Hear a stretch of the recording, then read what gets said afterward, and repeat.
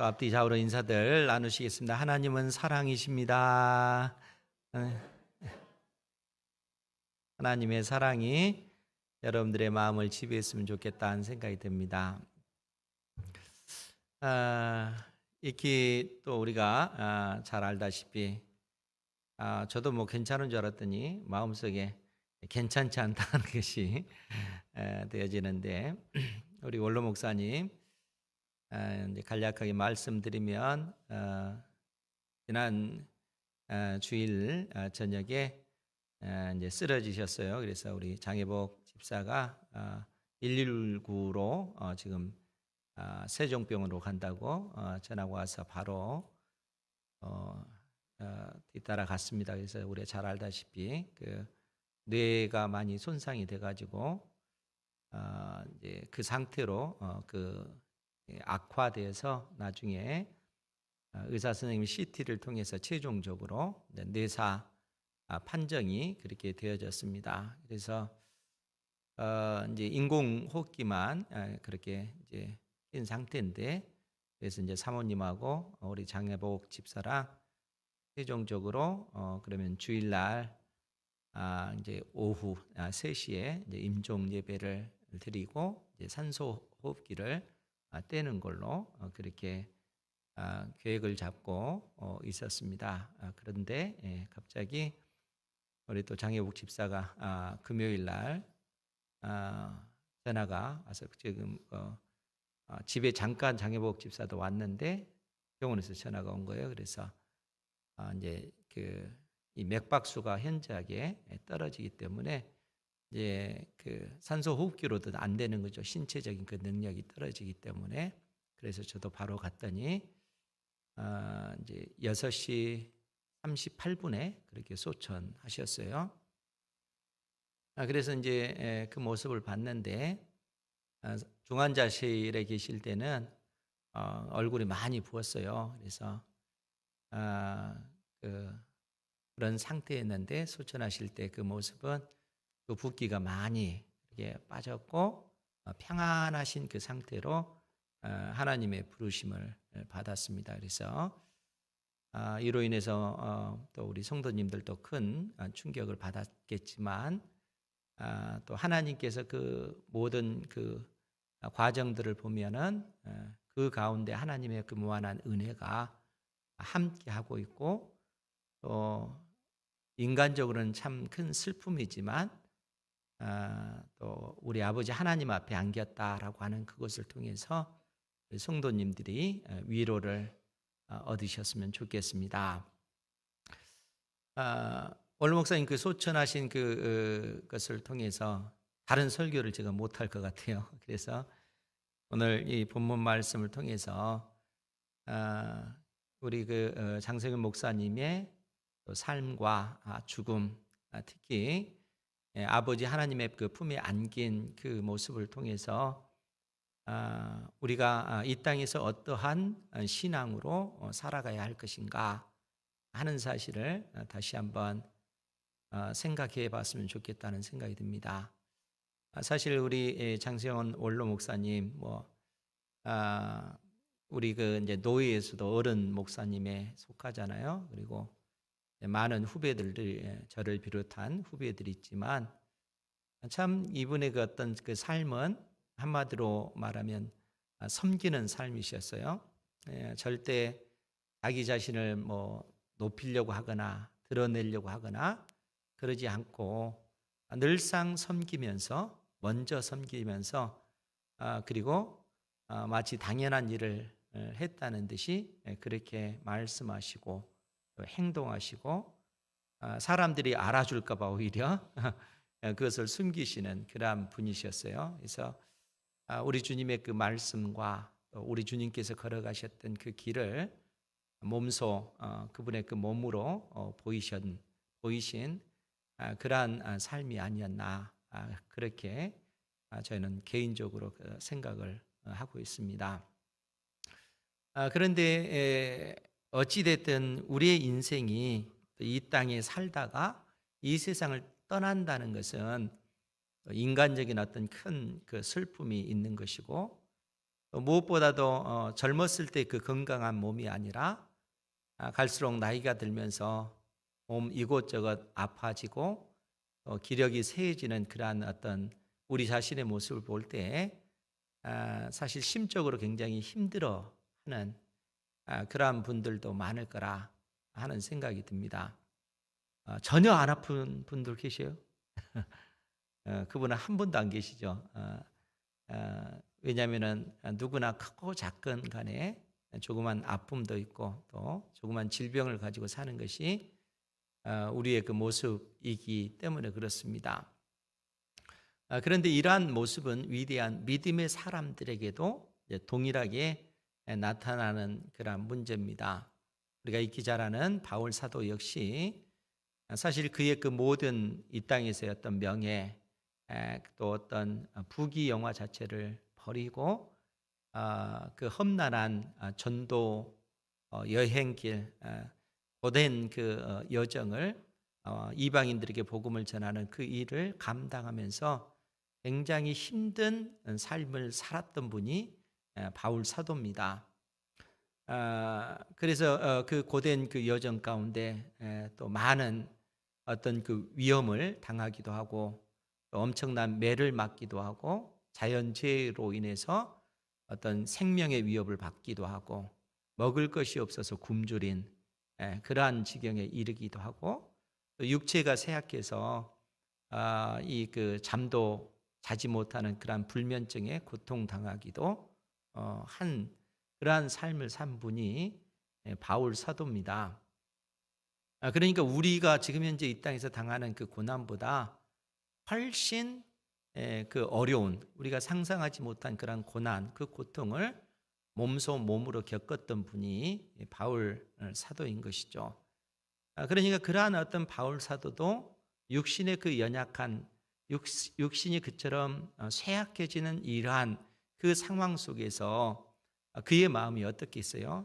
그러니까 그러한 어떤 그 바울 사도의 그 내면을 실상 오늘 말씀을 통해서 우리가 좀 엿볼 수가 있습니다. 오늘 고린도후서 5장 1절 말씀에 보면 만일 땅에 있는 우리의 장막집이 무너지면 하나님께서 지으신 집 곧 손으로 지은 것이 아니요 하늘에 있는 영원한 집이 우리에게 있는 줄 아느니라.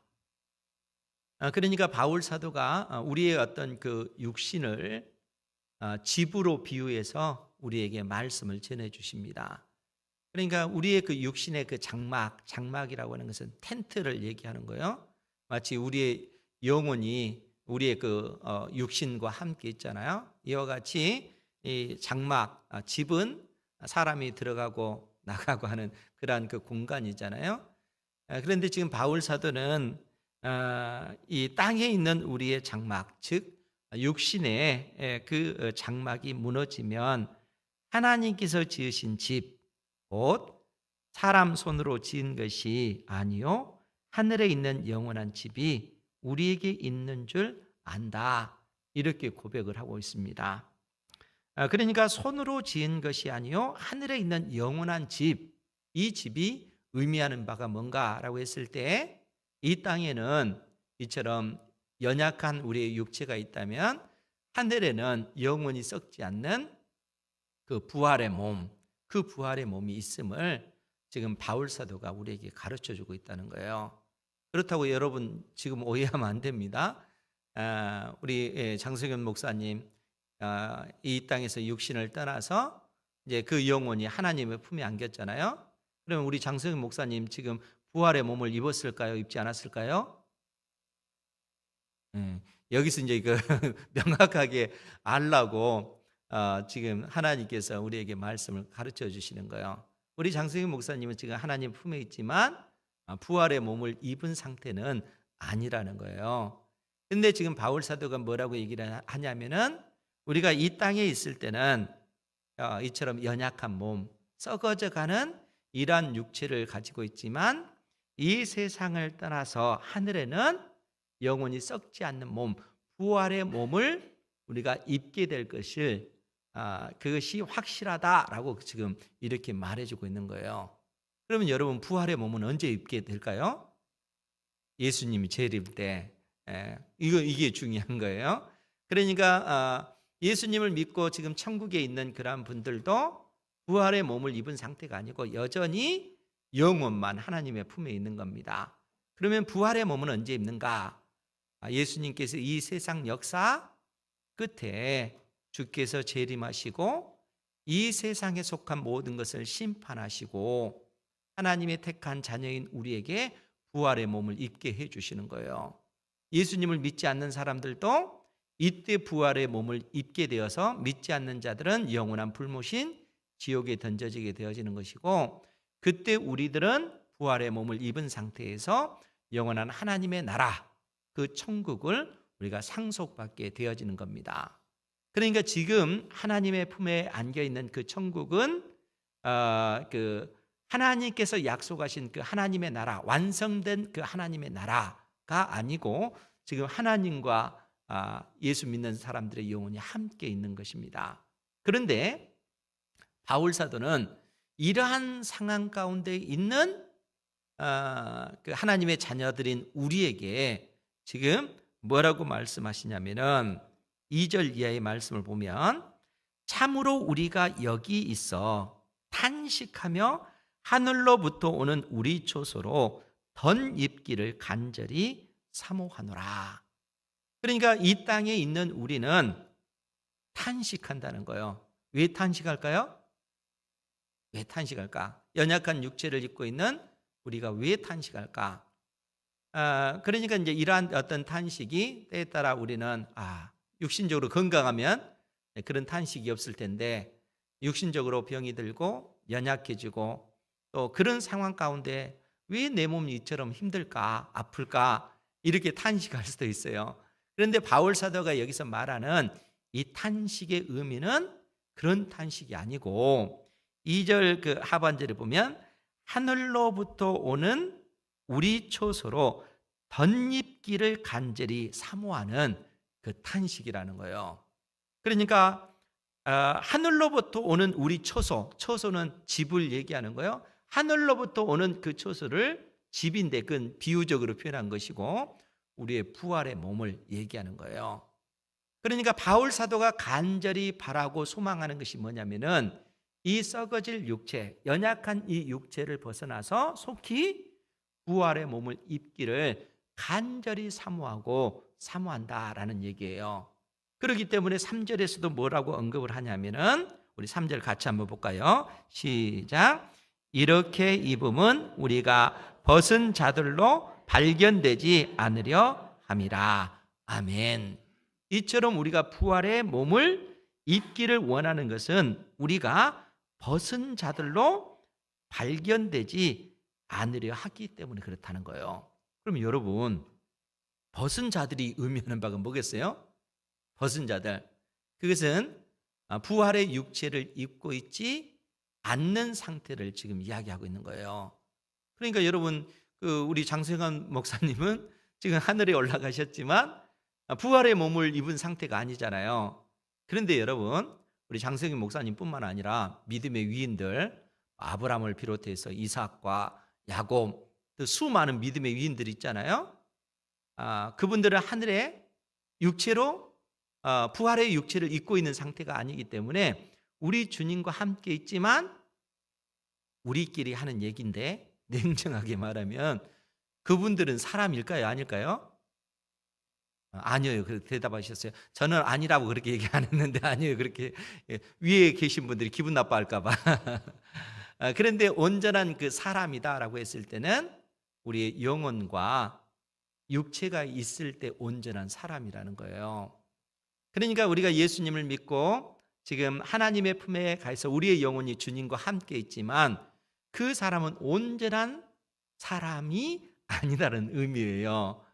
왜냐하면 온전한 사람은 부활의 몸이 있을 때, 영혼과 육체가 있을 때 비로소 온전한 몸이기 때문에 그런 겁니다. 그래서 바울 사도가 지금 3절에서 이렇게 입음은 우리가 벗은 자들로 발견되지 않으려 함이라. 그러니까 영혼만 존재하는 그러한 자로 있는 것이 우리 인생이 가야 할 그 최종적인 목표가 아니라는 거예요. 우리 인생이 최종적으로 가야 될 것은 하나님께서 계획하신 부활의 몸, 이 단계까지 나아가야 된다는 거예요. 그러한 때는 예수님께서 재림하실 때라는 거예요. 그럼 왜 바울 사도는 이렇게 표현했는가라고 하면은, 이때 당시 고린도 교회 성도들은 영혼은 거룩한 것, 육체는 악한 것, 물질은 악한 것, 이렇게 생각하는 경향이 굉장히 강했습니다. 그러니까 그렇게 될 경우 사람이라고 하는 존재일 수가 없다. 사람은 영혼과 육체가 함께 있는 것이다. 그리고 예수님의 십자가의 피로 우리가 구원을 받았다고 하는 것은 영혼만 구원을 얻는 것이 아니라 우리의 몸도 구원을 받는다는 거예요. 그것이 최종적으로 이 땅에 우리 주님께서 재림하실 때 이루어지는 그 일들입니다. 그런데 왜 바울 사도는 2절에서도 참으로 우리가 여기 있어 탄식하며 하늘로부터 오는 우리 처소로 덧입기를 간절히 사모하노라, 이렇게 표현했는가? 그러니까 이 덧입는다라고 했을 때는 낡은 그 옷 위에 새 옷을 입는다, 이런 개념이에요. 그러니까 바울 사도는 뭐라고 지금 얘기를 하냐면은, 우리가 부활의 몸을 입는 것의 그 근거는 연약하지만 이러한 육체가 우리에게 있기 때문에 그런 거잖아요. 그런데 바울 사도는 지금 현재 우리의 이 육체는 그 낡은 옷과 같다는 거예요. 이 위에 부활의 그 옷, 그러니까 새 옷을 입으면 어때요? 낡은 옷이 가려지잖아요. 그거와 마찬가지로 그 낡은 옷을 가리고 새 옷을 입는 그것을 간절히 사모한다는 거예요. 즉 바울 사도가 최종적으로 바라보고 간절히 사모하는 것은 죽어서 우리의 영혼만 천국에 가는 그것이 아니고, 속히 이 땅에 우리 주님께서 재림하셔서 우리를 온전히 구원해 주시기를 사모하는 그 간절함이 이 속에 담겨져 있다는 거예요. 그러니까 영혼만 있으면 그것은 좋지 않는 것, 그런 개념이 아니에요. 그만큼 우리의 인생이 최종적으로 바라보는 것은 주님께서 속히 이 땅에 재림하셔서 온 세상을 심판하시고 택하신 우리에게 우리의 영혼뿐만 아니라 몸의 부활까지 속히 입혀주시기를 간절히 사모하는 바울 사도의 그 신앙이 이 속에 담겨져 있다는 거예요. 그래서 바울 사도가 4절에서 그렇게 고백합니다. 같이 보겠습니다. 4절 시작. 참으로 이 장막에 있는 우리가 짐진 것 같이 탄식하는 것은 벗고자 함이 아니요 오히려 덧입고자 함이니 죽을 것이 생명에 삼킨 바 되게 하려 함이라. 아멘. 그래서 참으로 이 장막에 있는 우리가, 즉 썩어져가는, 연약해져가는, 병들어가는 이 육체 가운데 우리가 있는 것은, 우리가 짐진 것 같이 이 육체로 인해서 탄식하는 것은 벗고자 함이 아니라는 거예요. 그러니까 우리가 간절히 이 몸에서 벗고자 하는 것은, 이 낡은 옷을 벗어버리고자 하는 것은 여기서 우리가 완전히 벗어서 우리의 그 영혼만 존재하는 그러한 어떤 그 모습을 구하는 것이 아니라, 이처럼 우리가 탄식하는 것은 벗고자 함이 오히려 덧입고자 함이니, 부활의 몸을 우리가 입고자 함이니 죽을 것이 생명에 삼킨 바 되게 하려 함이라. 여러분, 죽을 것이 생명에 삼킨 바 되게 하려 함이라. 그러면 인생이 이 땅에 살다가 육신적으로 그 죽음을 맞이하게 되면은 마치 어떻게 보여져요? 죽음이 생명을 어떻게 해요? 삼켜버렸잖아요. 그잖아요. 우리 눈에 보면은. 그래서 예수 그리스도를 믿는 사람들도 마치 죽음이 생명을 삼켜버린 것처럼, 그래서 생명 있는 모든 존재가 죽음의 그 지배 아래 있잖아요.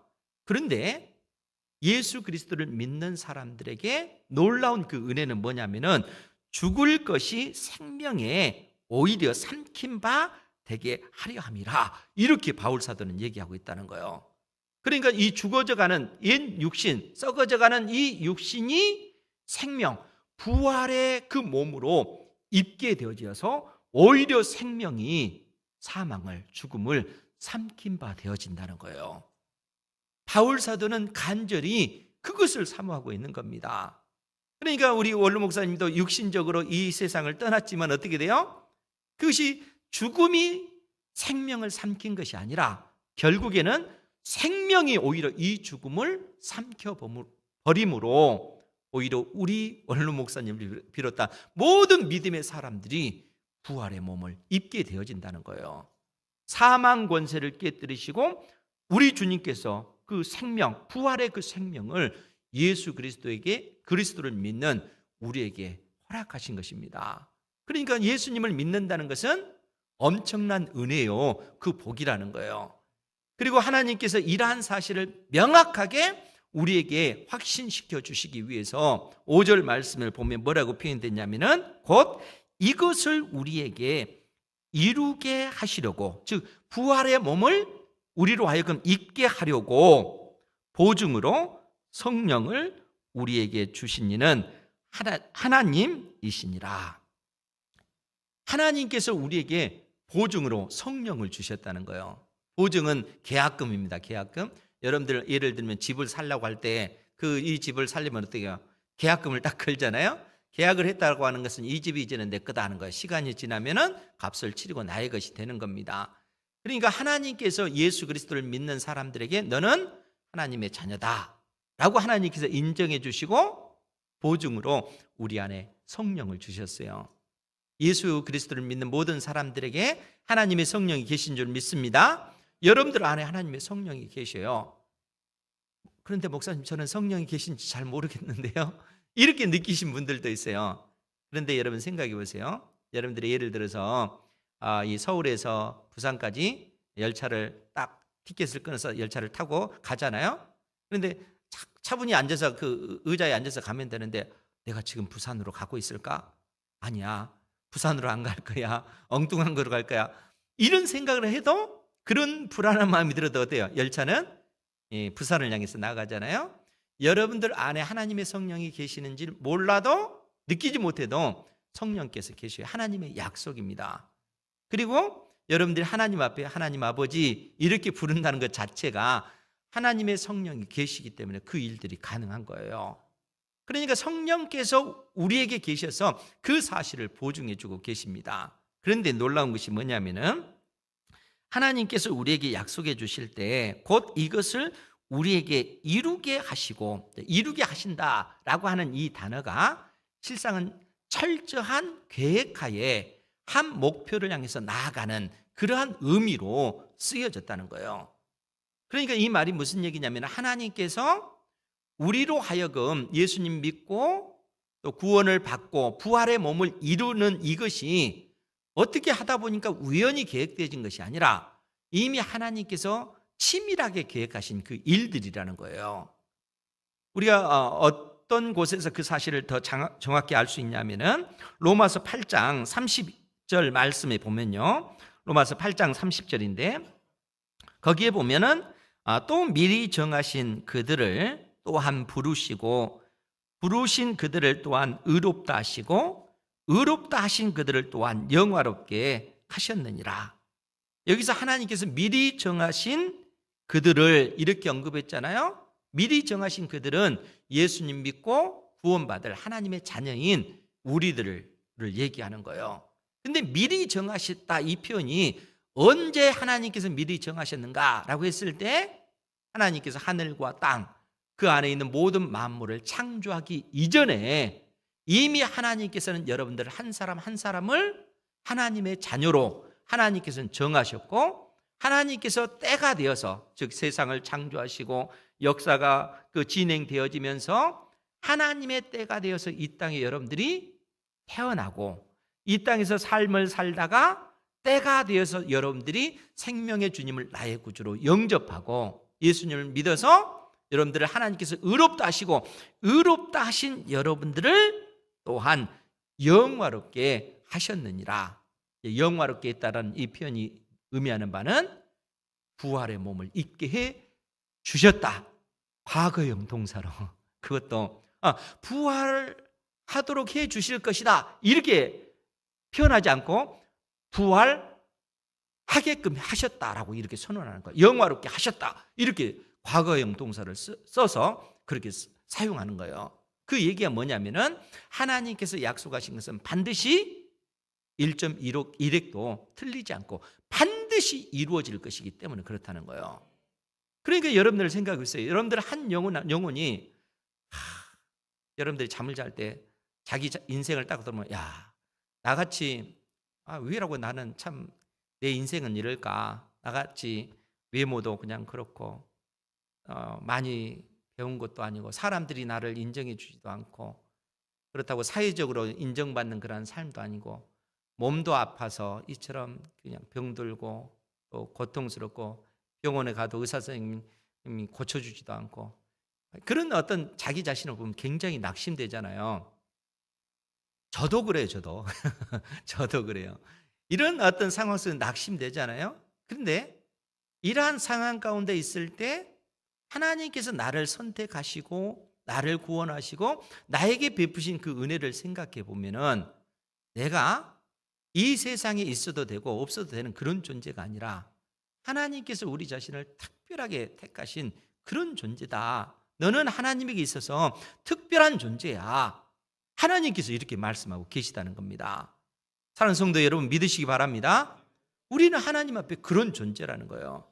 하나님께서 우리를 그처럼 귀하게 여기셨기 때문에 세상을 창조하기 전에 이미 하나님의 품속에 여러분들이 계획되어져 있고 역사가 진행되면서 하나님께서 이 세상에 여러분들의 인생을 내셨다는 거예요.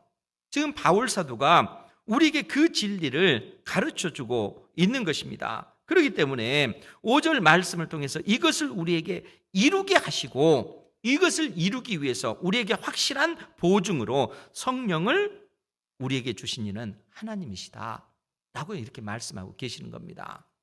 그러니까 여러분들 이러한 믿음이 있다면 어떻겠어요? 우리가 이 땅에 살아가면서도 이 세상 일이 뜻대로 되지 않는다 할지라도 육신적으로 연약하다 할지라도 하나님의 이 사랑이 나에게 있기 때문에 하나님의 성령께서 나와 함께 하시기 때문에 우리는 담대할 수 있고 절망의 늪에서 일어설 수 있는 그런 힘을 얻게 되어진다는 거예요. 이 은혜 가운데 살아가시기 바랍니다. 그렇기 때문에 바울 사도 역시 험난한 인생을 살고 있잖아요. 그래서 바울 사도가 뭐라고 얘기하냐면은 6절에서 그러므로 우리가 항상 담대하여 몸으로 있을 때에는 주와 따로 있는 줄을 아노니 이는 우리가 믿음으로 행하고 보는 것으로 행하지 아니함이로다. 바울 사도가 그처럼 연약한 가운데서도 담대하게 그가 복음을 전하고 그 고된 그 여정 속에 굶주리고 또 매를 맞고 핍박을 당하는 그러한 상황 속에서도 담대하게 예수 그리스도의 복음을 증거하고 그가 담대하게 믿음의 길을 걸어갈 수 있는 그 이유는 우리가 믿음으로 행하고 보는 것으로 행하지 않기 때문에 그렇다는 거예요. 그러니까 바울 사도는 보이지 않는 하나님을 마치 보는 것처럼 그렇게 믿음의 눈으로 바라보고 있는 거예요. 눈에 보이는 그런 현실이 그에게 큰 것이 아니라 눈에 보이는 이 세상의 어떤 권력이나 이 세상의 재물이나 이 세상의 건강이나 이러한 것들이 우리 인생을 담대하게 만드는 것이 아니라 보이지 않는 그 하나님을 믿음의 눈으로 바라보는 것이 우리를 담대하게 만드는 것이라는 거예요. 우리가 이 땅에 살아갈 때는 주님과 떨어져 있잖아요. 육신적으로. 그렇기 때문에 지금 바울 사도가 표현한 그것도 6절에서 그러므로 우리가 항상 담대하여 몸으로 있을 때는 주와 따로 있는 줄 아노니 그렇잖아요. 우리가 연약한 육체 가운데 있을 때 우리의 주님은 하늘에 계시기 때문에 그 몸으로서는 이렇게 떨어져 있지만 이러한 몸으로 떨어져 있는 이 가운데 우리는 믿음의 눈으로 주님을 바라보는 것입니다. 바울 사도가 우리에게 그러한 권면을 해주고 있는 거예요. 그러면서 8절에 뭐라고 얘기를 하냐면은 우리가 담대히 원하는 바는 차라리 몸을 떠나 주와 함께 있는 그것이라. 우리가 담대하여 원하는 바는 그거잖아요. 우리가 이 땅에 있기보다 차라리 이 몸을 떠나서 우리 주님과 함께 있는 그것이라. 그런데 왜 우리가 담대하여 이 표현을 쓰겠어요? 우리는 눈으로 보는 것이 아니라 믿음의 눈으로 보이지 않는 하나님을 보기 때문에 현실이 어떠하다 할지라도 그것에 위축되지 않고 담대하다는 거예요. 바울 사도가 지금 그러고 있습니다. 육신적으로 그는 쇠약해졌고 때에 따라 먹을 것이 없어 굶주린다 할지라도 그것으로 인해서 그는 낙심하지 않고 오히려 담대한 거예요. 믿음의 눈으로 주님을 바라보기 때문에, 주님을 바라보기 때문에 그는 담대하여 오히려 뭐라고 얘기를 하냐면은 9절 말씀 같이 한번 보겠습니다. 9절 시작. 그런즉 우리는 몸으로 있든지 떠나든지 주를 기쁘시게 하는 자가 되기를 힘쓰노라. 아멘. 그러기 때문에 우리는 몸으로 있든지 떠나 있든지 주를 기쁘시게 하는 자가 되기를 힘쓰노라. 이것이 우리 인생이 이 땅에 존재하는 의미요 목적이라는 거예요. 그러니까 바울 사도는 육신적으로 이 세상에 있든지 이 세상을 떠나든지 실상은 그것이 바울 사도에게는 중요한 것이 아니에요. 이 세상에 있든지 내가 이곳에서 떠나 하나님께 있든지 어찌 되든지 인생이 추구해야 될 그 목표는 우리 주님을 기쁘시게 해드리는 그 삶이라는 거예요. 여러분, 주님을 기쁘시게 해드리는 그 삶이 어떤 삶일까요? 우리 원로 목사님의 그 삶을 잠깐 여러분 생각해 보면은 주님을 기쁘시게 해드리는 삶이 어떤 삶인가 우리가 느낄 수가 있어요. 그것은 철저하게 섬기는 삶이에요. 우리 인생에게 하나님께서 명하신 것이 뭡니까? 우리 인생에게 명하신 것은 하나님을 경외하고 하나님께서 우리 인생들에게 말씀하신 그 명령에 순종하는 삶을 살아가는 것이 우리 인생의 마땅한 본분이라는 거예요. 그것이 사람의 본분입니다. 그러면 우리 인생에게 명령하신 그 삶이 어떤 삶이에요? 이미 우리 주님께서 보여주셨잖아요. 하나님께서는 우리 각자에게 여러 가지 재능도 주셨고 능력도 주셨고 다양한 은사를 주셨습니다. 그런데 이러한 것들을 가지고 우리 자신을 위해서 살면 그건 주님을 슬프시게 해드리는 삶입니다. 그런데 하나님께서 나에게 주신 그 모든 은사들을 사용해서 나가 아니라, 나를 높이는 삶이 아니라 내 주변에 있는 믿음의 형제 자매들을 섬기고 세워주는 그러한 삶을 살 때 우리 주님께서 기뻐하시는 그러한 삶이라는 거예요. 근데 우리 원로 목사님 삶 보세요. 우리 원로 목사님 노예에서도 어른 목사님에 속한데 그럼에도 불구하고 후배들을 철저하게 섬기시는 분이셔요. 그리고 그렇게 했다고 자기 자신을 내세우지 않아요. 오히려 그것을 감추시는 분이십니다. 그러니까 예수님께서 걸어가셨던 그 길을 우리 원로 목사님의 그 삶을 되돌아보면 철저하게 그 말씀에 의지하여 말하고 행동하신 그러한 분이셨다는 거예요. 그러니까 그런 삶을 산다는 것은 사실은 쉽지 않아요. 사람들마다 정작 자기를 사람들이 알아주기를 원하고 나 자신을 높이기를 원하는 것이 우리 인간의 그 타락한 그 본성 중에 하나잖아요. 그것을 거슬려서 자기 자신을 낮추고 다른 사람들을 높여준다는 것은 쉽지 않다는 거예요. 그런데 오늘 바울 사도는 우리가 이 땅에서 어떻게 살아야 되는가?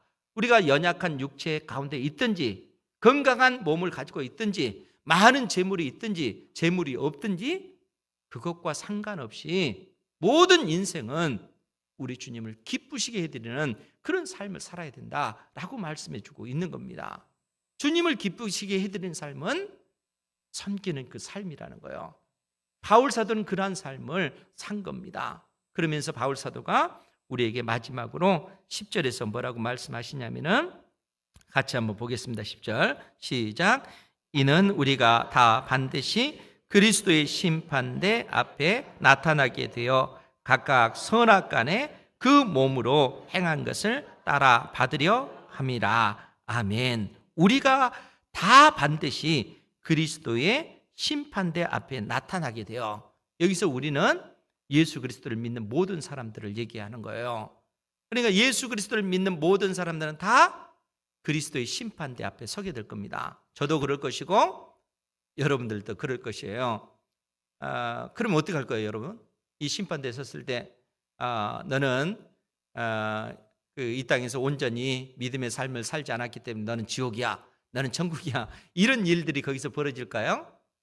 여기서 그리스도의 심판대, 이제 베마라고 하는 단어인데, 이것은 이제 이 고린도 지역에서도 이 아고라 광장에서 이제 광장인 그 아고라에서 이 물건 팔기도 하지만 이 광장에 그 이 단이 있어요. 이 단을 이제 베마라고 하는데 이곳에서 총독이 이 그 재판을 하기도 해요. 심판을 하기도 하지만 이곳에서 이 그 상을 받기도 해요.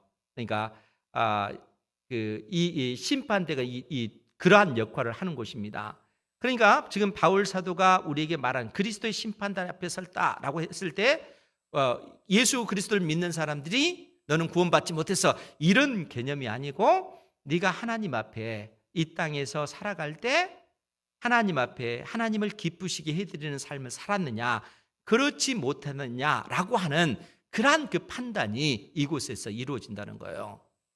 그런 판단이 이루어진다는 것이 무슨 의미일까? 그래서 바울 사도는 심판대 앞에 나타나게 되어 각각 선악간의 그 몸으로 행한 것을 따라 받으려 함이라 해서 이 선악간 이 단어 때문에 우리에게 좀 부정적인 그 의미, 또 두려움의 그 의미를 심어주는데 여기서 이 선악간의 그 의미의 그 개념은 우리가 고린도전서 3장에 있는 하나님의 집 성전을 지어질 때 어떤 재료로 우리가 지을 것인가 이것과 연관해서 이해하면 우리가 훨씬 이해가 빠릅니다. 하나님의 집을 짓는데 어떤 사람은 금이나 은이나 보석으로 짓고 어떤 사람은 나무나 풀이나 집으로 짓잖아요. 근데 마지막 때에 주님의 앞에 섰을 때 불로서 그 공력이 그가 행한 일이 드러나게 돼요. 그럴 때 나무나 풀이나 집은 다 타버리지만 금이나 은이나 보석은 더 빛나게 되어지는 것이죠. 지금 무슨 얘기냐면은 바울 사도가 고린도전서 3장을 통해서 이 말씀을 하고 나서 그 가운데 나무나 풀이나 집은 다 타버리지만 그 사람의 그 구원이 영향을 받는다 그 얘기가 아니라 그들은 구원을 받을 때 불 가운데서 받는 것과 같다 이렇게 말씀을 해 주셨어요. 즉 무슨 얘기냐면은 우리가 하나님 앞에 이 땅에 살아갈 때 연약한 육체 가운데 우리가 이 땅에 살아가지만 우리의 그 인생이 하나님을 기쁘시게 해드리는 그러한 삶을 살 때, 즉 나를 낮추고 내 믿음의 형제 자매들을 섬기고 세워주는 이러한 삶을 살 때 하나님의 나라를 짓는 데 있어서 우리는 금이나 은이나 각종 보석으로 짓는 그러한 역할을 한다는 거예요.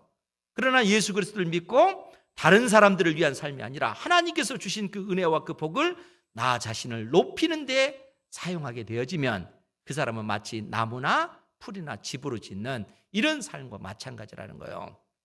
바울 사도가 우리에게 그 교훈을 주고 있는 것입니다. 그래서 각각 선악간의 그 몸으로 행한 것을 따라 받으려 함이라 이렇게 언급하고 있다는 거예요. 이것이 성경이 우리에게 가르쳐주는 그러한 교훈이다 하는 겁니다.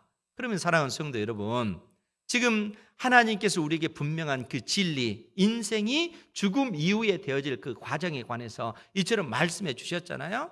이 땅에 우리 인생이 떠나지만 우리의 영혼이 하나님께 있지만 그것이 최종 목적지가 아니고 바울 사도가 간절히 갈망한 것은 이 땅에 우리 주님께서 재림하셔서 그때 우리가 부활의 몸을 입게 되는, 왜냐하면 부활의 몸이 있을 때 비로소 우리가 온전한 인간이기 때문에 그런 겁니다. 이때를 갈망한다는 거예요. 그런데 바울 사도가 우리에게 말하는 그 교훈은 우리가 이 땅에 있거나 이 세상을 떠나거나 그것과 상관없이 우리 주님을 기쁘시게 해드리는 그 삶이 우리의 인생을 의미 있게 만들고 가치 있게 만드는 것이다 라는 그런 사실을 바울 사도가 우리에게 교훈해주고 있습니다. 사랑하는 성도 여러분, 여러분들 자신을 높이는 그러한 삶이 아니라 내 형제를 섬기고 세워주는 그러한 삶을 사시기 바랍니다. 여러분들의 입술로 선한 말을 하시고 또 여러분들의 그 행동을 통해서 내 주변에 있는 형제 자매들이 힘을 얻고 용기를 얻고 또 믿음의 그 삶을 살아갈 수 있도록 격려가 되어지는 그러한 행동들이 다 되기를 우리 주 예수 그리스도의 이름으로